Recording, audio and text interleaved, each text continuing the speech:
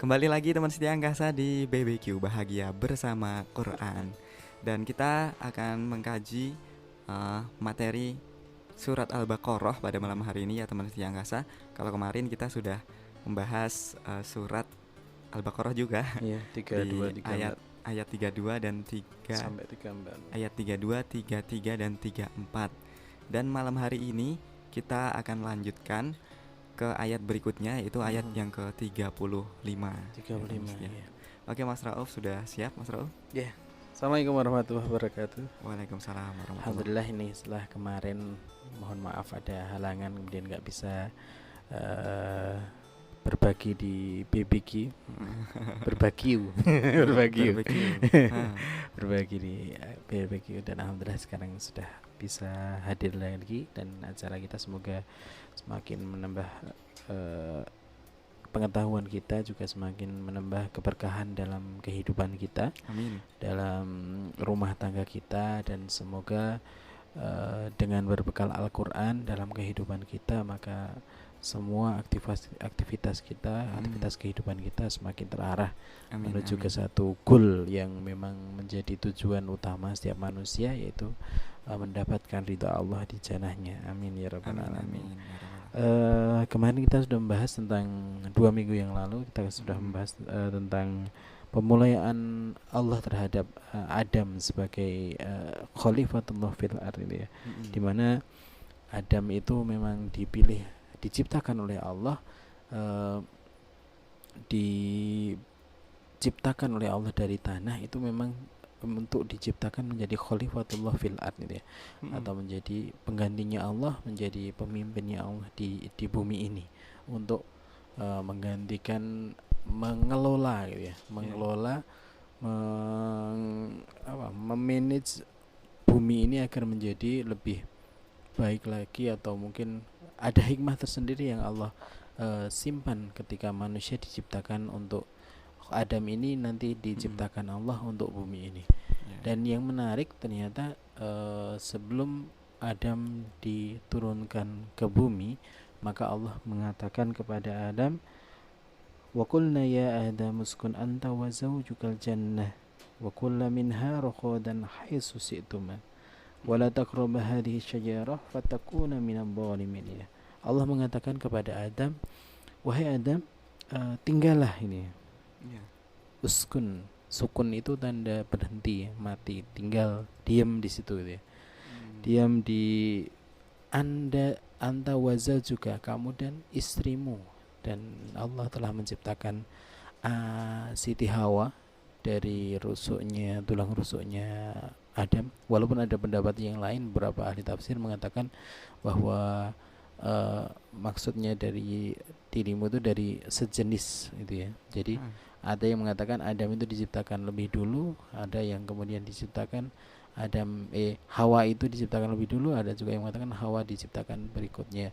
Namun yang masyhur bahwa dan yang rajih insyaallah bahwa Hawa ini memang diciptakan dari tulang rusuknya Adam, sehingga dalam beberapa hadis disampaikan bahwa wanita ini memiliki sifat bengkok gitu ya, seperti tulang rusuk gitu ya. Ini Mas Wiki besok pelajaran ini. Sekalian nanti belajar materi itu ya. Iya, bahwa wanita itu diciptakan memang membengkok gitu ya di atasnya. Kalau kita lihat tulang rusuk ini yang barusan kita menyembelih kambing atau menyembelih sapi, dan gitu, kalau kita temukan tulang rusuk manusia maka akan membengkok. Jadi pada hakikatnya wanita itu cenderung bengkok. Makanya menjadi tugasnya laki-laki sebagai rijal qawamu 'alan nisa, itu sebagai qawam atau sebagai pemimpin untuk mengarahkan. Namun perlu strategi yang tepat itu ya, untuk mengarahkan kebengkokan itu. Kalau dibiarkan saja maka kebengkokan itu akan terus bengkok saja. Namun keinginan Allah bahwa agar rijal atau Adam ini menjadi yang meluruskan itu. Namun kita tidak bisa langsung meluruskan wanita dengan tulang rusuk itu, malah jadi patah, itu menjadi bahaya. Jadi itulah seninya. Dan Allah menciptakan Hawa, ada beberapa hadis yang menyatakan bahwa dari tulang rusuk Adam lah Hawa diciptakan gitu ya. Dan ada sifat bengkok dalam perempuan itu ya. Mohon maaf ini bagi kaum perempuan tapi memang seperti itulah yang diciptakan oleh Allah, diciptakan dari tulang rusuknya Adam. Allah memberikan atau mengatakan kepada Adam dan Hawa ini untuk berdiam dulu di jannah itu ya, di surga. Jannah itu taman, artinya taman. Ada juga yang mengatakan bahwa jannah yang dimaksud, kaum Mu'tazilah itu yang mengatakan jannah itu adalah jannah yang ada di bumi itu ya, di bumi dekat Aden, dekat Palestina gitu ya. Namun ini pendapat yang aneh, yang syad itu ya. Yang pendapat yang rojih bahwa jannah yang dimaksud dalam ayat ini, dan itu diakui di mayoritas maksudnya diijma'i oleh mayoritas ahlus sunnah, bahwa jannah ini adalah jannah yang ada di atas sana itu, yang kelak kita akan berada di sana yang itu. Masih Jadi Allah rahasiakan. Iya, yang masih Allah rahasiakan, kita belum tahu seperti apa surga itu gitu ya. Namun ada perintah atau perkataan dari Allah yang mengatakan bahwa ini seakan-akan memberi apa ya, memberi isyarat kepada Adam bahwa kamu tinggal dulu di sini gitu ya. Jadi memang Adam dan Hawa itu tinggal dulu di bumi, di surga gitu ya, di jannah itu beberapa waktu di awal penciptaannya. Ada kejadian kemarin, ada kejadian tentang bagaimana Adam diberi ilmu pengetahuan tentang nama-nama benda-benda di sekitar, dan bahkan salah satu kelebihan Adam ini ya, kemarin kita bahas bahwa malaikat yang tinggal di jannah lebih lama, di surga lebih lama, itu tidak punya rasa ingin tahu untuk mengetahui benda-benda di sekitarnya itu ya. Itu sudah lama itu, sehingga ketika ditanya oleh Allah, ini barangnya apa? Padahal sudah lebih lama daripada Adam di sana. Namun Allah mengilhamkan nama-nama yang banyak. Ini salah satunya benda-benda di sekitar Adam di surga ini, itu adalah benda-benda yang diketahui oleh Adam. Ini adalah kelebihan manusia, bahwa manusia itu punya nafsu, punya keinginan, punya passion, punya ghirah, dan ini Allah seakan-akan memberikan ini dia sebagai salah satu kelebihan dari malaikat itu ya. Dan ketika Adam diciptakan, maka malaikat diperintahkan oleh Allah untuk bersujud gitu ya. Bersujud ini dalam artian memberi penghormatan. Sama ketika manusia diperintahkan untuk bersujud kepada menghadap ke arah kiblat, bukan berarti kita menyembah kiblat itu ya, menyembah Ka'bah itu ya. Jadi kita diperintahkan untuk tawaf mengelilingi Ka'bah, kita diperintahkan sholat menghadap ke sana, bukan berarti kita kan menyembah batu itu gitu kan. Jadi ada beberapa orang yang berpendapat, lu orang Islam tuh menyembah batu gitu. Iya, bukan seperti itu. Jadi ini adalah perintah dari Tuhannya, dari Allah, untuk perintahkan kepada malaikat untuk bersujud. Di Al-Quran dikatakan bersujud, atau bukan sujud ibadah tapi sujud penghormatan gitu ya. Itu sebagai alat untuk menentukan arah ya, arahnya ke sini gitu. Kalau Ka'bah Ka'bah dulunya juga Ka'bah itu kan kita beribadah menghadap ke Baitul Maqdis di Al-Aqsa gitu ya. Kemudian ada perintah tentang pengalian kiblat itu. Makanya kita tuh bukan menyembah itu, tapi kita mematuhi perintah Allah yang memerintahkan kita untuk bersujud menghadap ke arah Ka'bah. Sama juga dengan arahnya. Sama dengan malaikat yang diperintahkan oleh Allah untuk sujud ini sebagai tanda kepatuhan malaikat kepada Allah itu ya. Dan ada iblis yang wastakbara wa aba, dan dengan kesombongannya dia menolak gitu ya. Aku itu dibuat dari api, sedangkan Adam ini dibuat dari tanah. Mana mungkin aku harus bersujud kepada Adam, aku lebih mulia gitu ya. Jadi sifat kesombongan inilah yang menjadi penyebab iblis gitu ya. Iblis diusir dari surganya Allah. Dan ini menarik bahwa ada hal yang diinginkan oleh Allah untuk kenapa Adam itu diberi kesempatan untuk berada di surga itu ya. Untuk berada di surga dulu gitu ya. Untuk sementara berada di surga dulu. Nah, ini yang menarik. Padahal Padahal Allah mengatakan di ayat sebelumnya, inni ja'inun fil ardi khalifah. Aku akan menjadikan Adam ini sebagai khalifah di Khalifahnya. bumi gitu ya. Tapi kenapa disuruh di surga dulu gitu ya? Kenapa kok di surga dulu nggak langsung ke Nggak bumi? langsung ke bumi aja gitu kan. Heeh. Nah, tapi menarik gitu bahwa Allah membiarkan manusia berada atau Adam berada di surga ini, kemudian dimuliakan, salah satu dimuliakan dengan sujudnya para malaikat kepada Adam ini gitu ya. Dan di surga memang tempat di mana adanya hanya kenikmatan ini, adanya hanya kenikmatan, enak saja dan nikmat saja gitu ya. Tidak ada proses, tidak ada perjuangan, tidak ada, dan ini bukan tempatnya ini ya, manusia ketika mengan itu. Jadi Allah memang punya hikmah tersendiri ketika Allah menempatkan manusia Adam ini di surga itu. Dan ini kita lihat, kalau kita lihat di lanjutannya ayat ini tadi gitu ya. Al jannatu wa kullu minha raqadan haitsu si'tuma gitu ya.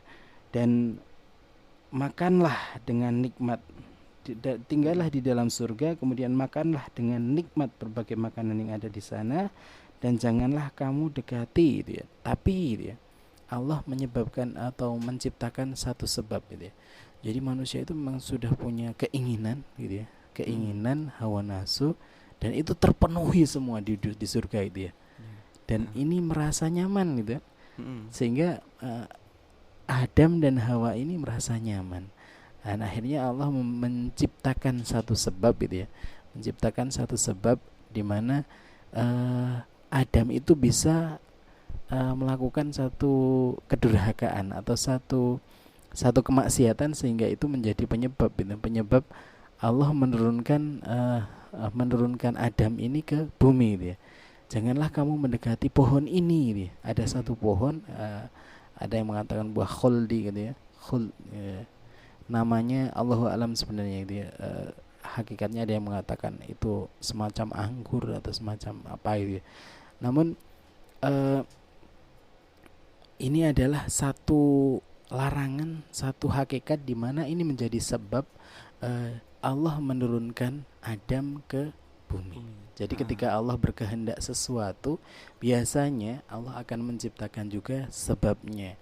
Ketika Allah menciptakan seseorang menjadi orang yang sukses, maka biasanya Allah akan membuat penyebab-penyebabnya itu ya.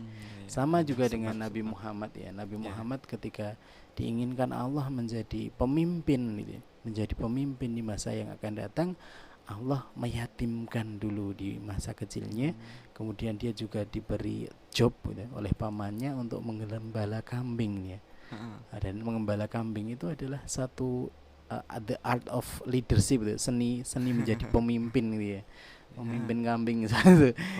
Dan semua nabi pernah gitu ya. Ada satu riwayat hadis bahwa semua nabi itu pernah menjadi pengembala kambing gitu ya.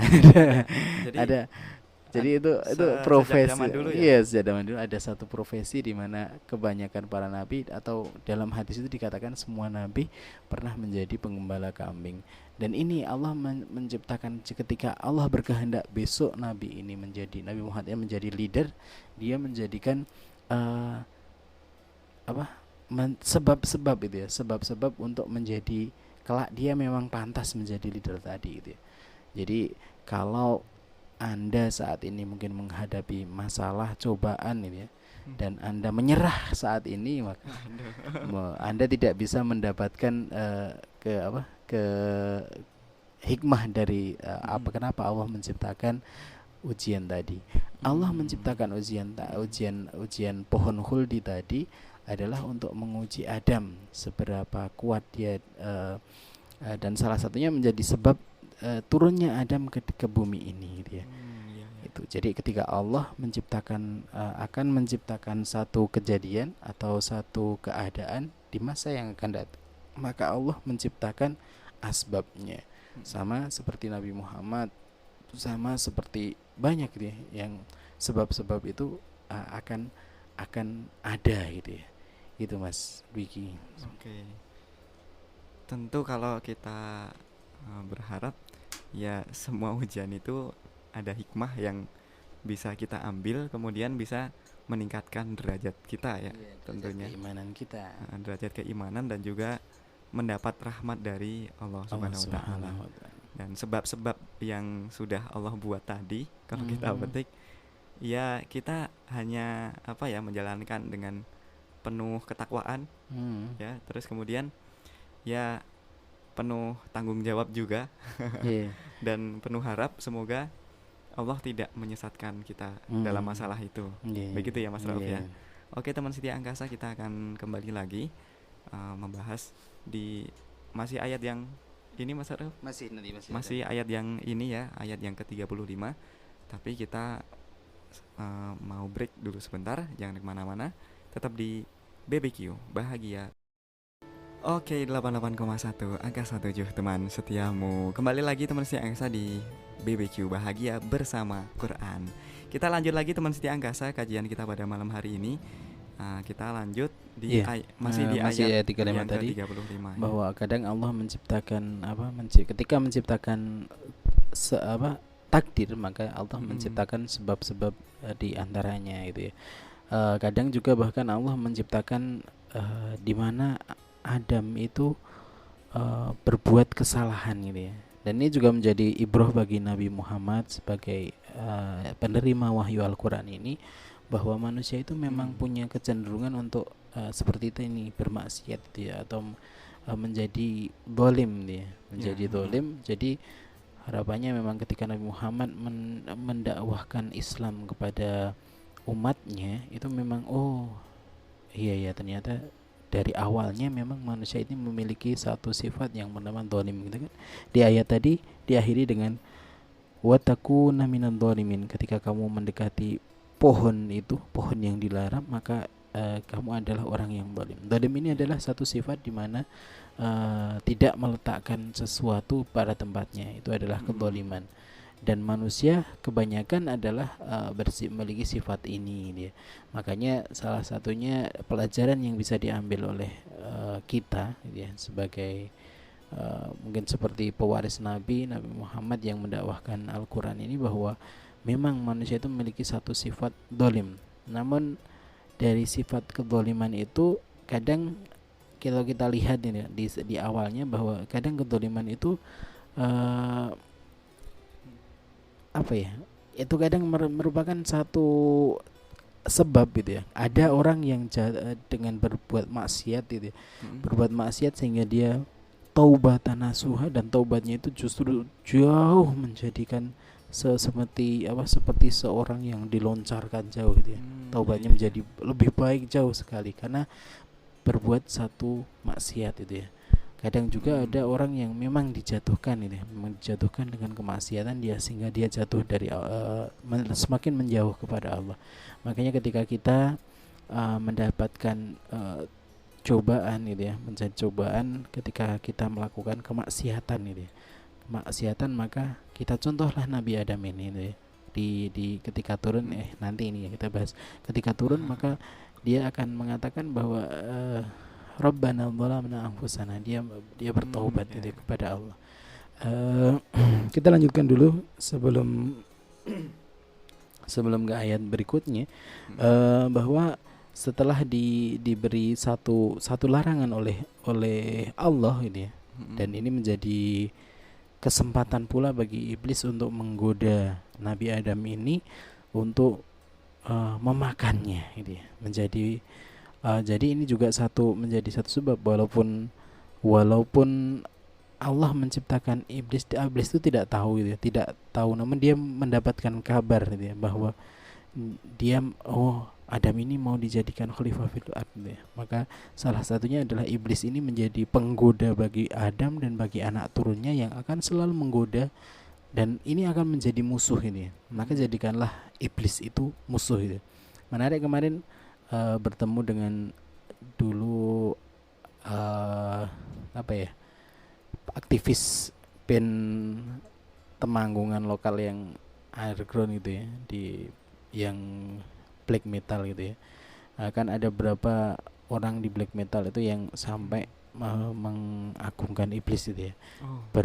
Maksudnya gini apa, kalau yang sudah di di barat sana kan ada beberapa yang sampai mengagungkan iblis. Kalau saya masuk neraka gitu, maka saya akan menjadi temannya rajanya neraka iblis gitu. Namun Gitu. tidak seperti itu ya. Itu adalah hal yang salah ya. Menjadikan iblis teman itu adalah satu hal yang salah, bahwa iblis itu menjadi musuh yang kelak akan mencelakakan. Kalaupun kita terjerumus ke dalam neraka, maka di neraka itu iblis itu tidak menjadi teman bagi kita gitu ya. Justru dia akan menyukurkan kita gitu. Kenapa kamu nggak ikut itu ya? Di ayat Al-Quran dikatakan, kenapa kamu nggak mengikuti ya, aku kan cuma menggoda kamu kok mau ikut aku. Justru akan disalahkan itu ya. Kita akan disalahkan, kenapa kamu mau menyembah aku, kenapa bukankah Allah ini yang menciptakanmu. Itu ada di ayat Al-Quran menyampaikan seperti itu. Jadi persepsi tadi itu ya, ada beberapa orang, beberapa golongan yang menganggap bahwa ketika menjadi temannya setan itu kelak akan menjadi raja. Itu adalah persepsi yang salah. Setan adalah musuh manusia sejak iblis ini menjadi musuh manusia sejak diusirnya dia dari neraka. Dia sudah bersumpah dari surga dia sudah bersumpah akan menggoda manusia, akan mengajak sebanyak-banyaknya manusia untuk menjadi pengikutnya di neraka gitu ya. Di ayat berikutnya, fa'azalahuma syaitan anha fa'akhrajahuma mimma kana fihi wa qulna ihbitu ba'dukum li ba'di adu wa lakum fil ardi mustaqarrun wa mata'un ila hin. Di ayat ke-36 itu setan memberdaya kedua Adam dan Hawa ini dari surga, sehingga keduanya dikeluarkan dari segala kenikmatan, sehingga keduanya di sana keluar dari surga ini. Jadi kalau detail ceritanya bahwa Nabi Adam, Hawa gitu ya, Hawa dibujuk oleh setan ini gitu ya, dibisiki bahwa kenapa kamu dilarang makan pohon ini, karena kalau kamu makan pohon ini gitu ya, kalau kamu makan pohon ini maka kamu akan menjadi malaikat dan kamu akan kekal di dalam surga ini. Wah, ini wanita yang tadi Mas Dwiki di off air menanyakan tentang ini. Wanita itu bengkok gitu.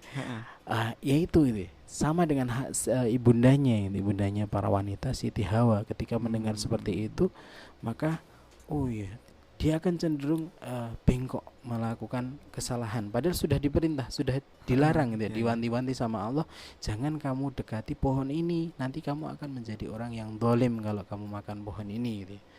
Namun ternyata itu malah pengen mencobanya. Iya, pengen mencobanya. Karena diberitahu setan tadi ya, diberitahu setan bahwa kamu akan, ketika kamu makan pohon ini maka kamu akan kekal di sana, kekal di surga gitu ya.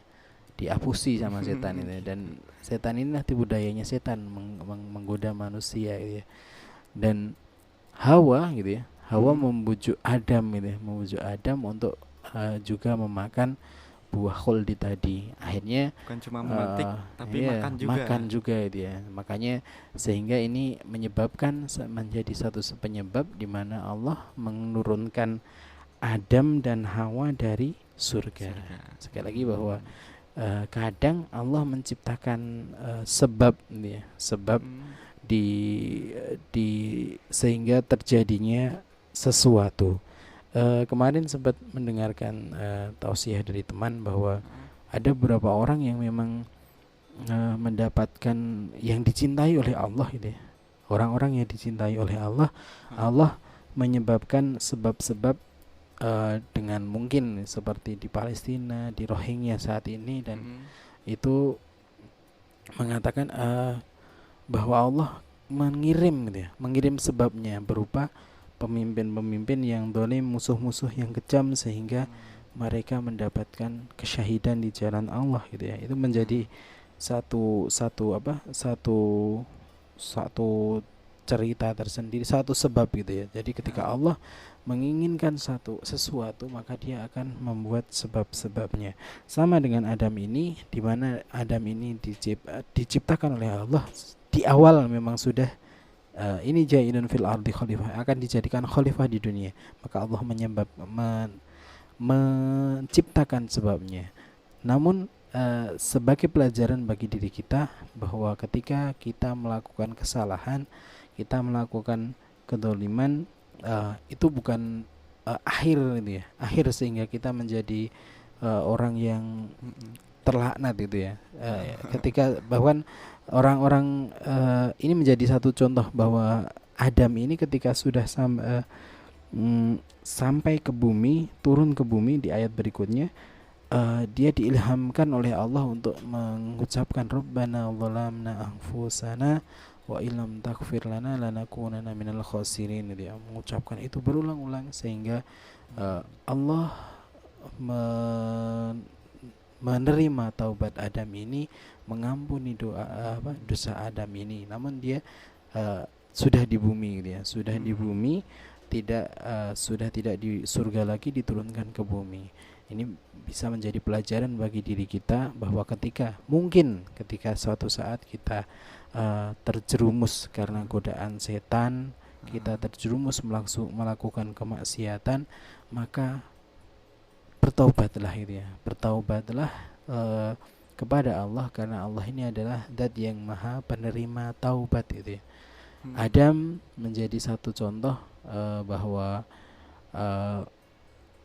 pernah melakukan kesalahan, namun kesalahan itu tidak membuatnya menjadi jauh dari Allah. Dia melihat langsung introspeksi ke dalam dirinya, Rabbana dzalamna gitu ya. Jadi yang pertama dilakukan adalah menyalahkan dirinya. Rabbana dzalamna anfusana gitu ya. Rabbana dzalamna anfusana. Menyadari kesalahannya. Ini juga sering terjadi kepada beberapa orang tua mungkin ya, ketika mendapati anaknya sudah kecanduan gadget gitu ya. Wah, ini mesti karena apa gitu. Jangan sampai itu ada anaknya yang nakal langsung menyalahkan orang lain. Tidak itu ya. Sama dengan kita ketika kita melakukan ada kesalahan, mungkin dalam job kita melakukan kesalahan, maka yang pertama dilakukan jangan menunjuk orang lain. Lihat dulu ke dalam diri kita. Sama mungkin ketika kita yang salah. Iya, mungkin kita yang salah, dan bertobat lebih dulu, menyadari kesalahan kita sebelum membenahi hal-hal yang lain. Ini mulai dari diri kita. Sama dengan Adam ketika dia diusir dari surga, kemudian dia berada di bumi, maka yang pertama dia lakukan adalah introspeksi dirinya. Apa kesalahan yang telah dia perbuat itu ya? Apa yang membuat dia menjadi hamba Allah yang zalim? Maka dia introspeksi dirinya, kemudian dia bertobat. Dia Rabbana dzalamna anfusana, aku telah menzalimi diriku sendiri. Dzalamna anfusana wa illam taghfir lana, jika engkau ya Allah tidak mengampuni diri kami gitu ya, maka engkau Rabbana dzalamna wa illam taghfir lana lanakunanna minal khasirin, sungguh kami adalah orang-orang yang merugi. Dan setelah Adam melakukan atau bertaubat, Allah mengatakan kepada Allah di akhir ayat ke-37, innahu huwat tawwabur rahim gitu ya. Sesungguhnya Allah ini adalah penerima taubat gitu ya. Dan ini menjadi gambaran kepada kita semua bahwa ketika Nabi Adam keluar dari surga ini, memang menjadi dua bagian besar itu ya, dua bagian besar dari golongan manusia. Bahkan di awal surah Al-Baqarah ini kita sudah diberi taujih robbani, diberi peringatan oleh Allah bahwa manusia ini menjadi tiga golongan tadi gitu ya. Namun itulah manusia menjadi golongan yang pertama, golongan yang taat kepada Allah gitu ya, yang tadinya berbuat kesalahan, kemudian dia bertaubat taat kepada Allah, maka dia akan mendapatkan ampunan oleh Allah. Ini ya, innahu tawwabur rahim. Ada satu kisah di Riyadhus Shalihin di mana ada seorang yang sudah membunuh 99 orang gitu ya. 99 orang itu kan dosanya juga lumayan besar gitu ya. Kalau ditimbang sudah jadi ampasnya neraka. Ini tanya kepada, ini satu kisah di Bani Israel ini ya. Bertanya kepada salah seorang rahib, kemudian, wahai rahib, saya telah membunuh 99 orang, apakah dosa saya diampuni gitu. Kemudian si rahib tadi, tidak mungkin, dosa kamu sudah besar sekali. Maka dibunuhlah rahib tadi sehingga menjadi 100 genap ya. Genap 100 nyawa yang dibunuhnya. Kemudian dia bertanya lagi kepada seorang ulama, kalau rahib itu kan ahli ibadah gitu ya. Kemudian bertanya kepada ulama Bani Israel saat itu, ya Syekh, saya telah melakukan membunuh 100 orang ini. Tadinya 99 kemudian 100 orang. Apakah ketika saya bertobat saya akan diampuni dosanya? Bertobatlah dan pindahlah kamu dari negeri yang kafir ke negeri yang solih gitu ya. Akhirnya orang tadi benar-benar bertobat, kemudian hijrah dari negeri kafir kemudian negeri yang solih. Di Riyadhus Shalihin diceritakan bahwa setelah di pertengahan jalan orang ini meninggal gitu ya, orang ini mati. Diperebutkan ini sama dua malaikat, yang satu malaikat rahmah, yang satu malaikat azab ini, yang memperebutkan ini bagianku gitu ya. Kemudian datanglah malaikat untuk menyuruh kepada dua malaikat ini untuk mengukur di mana yang lebih dekat itu ya. Dan ternyata orang tadi yang sudah membunuh 100 orang tadi, ketika dia berhijrah itu sudah lebih dekat kepada negeri kaum muslimin itu ya. Makanya dia dibawa malaikat rahmah itu ya, dibawa oleh Allah. Ini bahwa satu tanda bahwa kemaksiatan itu mungkin memang manusia itu kadang melakukan kemaksiatan. Salah satunya karena tadi merasa nyaman. Hawa tadi kan merasa nyaman, nggak mau kehilangan rasa nyamannya itu ya. Dia sudah merasa nyaman di surga, dia nggak mau kehilangan rasa nyamannya itu, maka dia melakukan kesalahan. Dapat juga kesalahan itu karena egonya seseorang. Ada juga penyebabnya yang lain adalah karena godaan setan tadi. Jadi ada orang ketiganya. Iya, jadi ada memang bawaan manusia itu memiliki hawa nafsu yang baik dan yang tidak baik gitu ya. Kadang memang manusia ini hawa nafsu di dalamnya akan membisiki satu hal yang tidak baik gitu ya.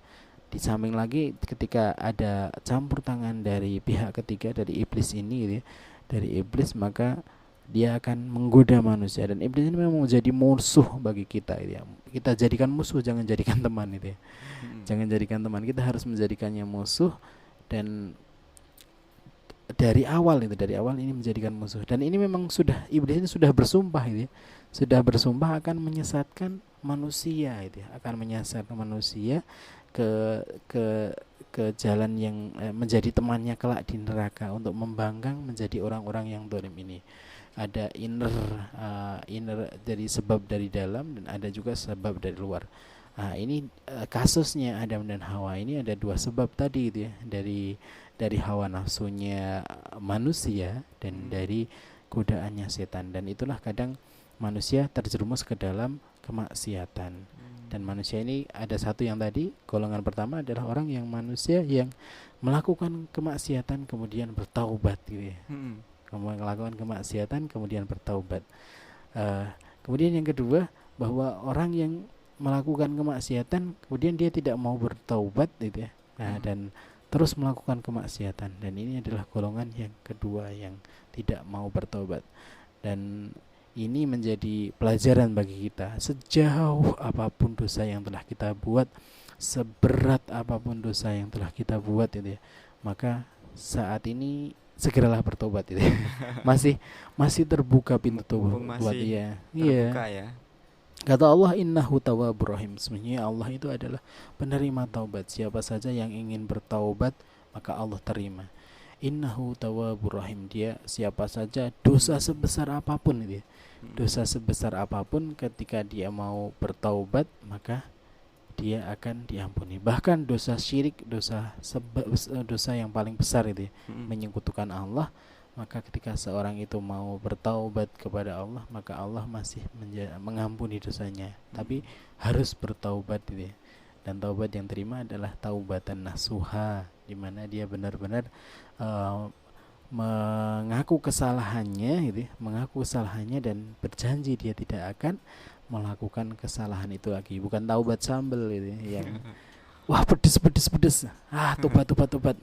Besok nyoba lagi. Besok pengen lagi malah. Besok pengen lagi. Habis nyoba, Besok pengen pengen lagi. coba lagi. Sama nyate kemarin kan pedes. Tapi Besok enak ketagihan. lagi, ketagihan. Bukan taubat yang seperti itu yang Mm-mm. diharapkan oleh Allah adalah taubatnya seperti taubatnya Adam, di mana dia kemudian tidak melakukan kedoliman yang lain. Itu saja. Allahu a'lam bishawab. Oke, terima kasih banyak nih Mas Rauf. Pada malam hari ini kita sudah rampung ya membahas ayat ke-35, kemudian lanjut ke 36 dan 37 ya. Insya Allah di pertemuan selanjutnya kita akan melanjutkan di ayat ke-38.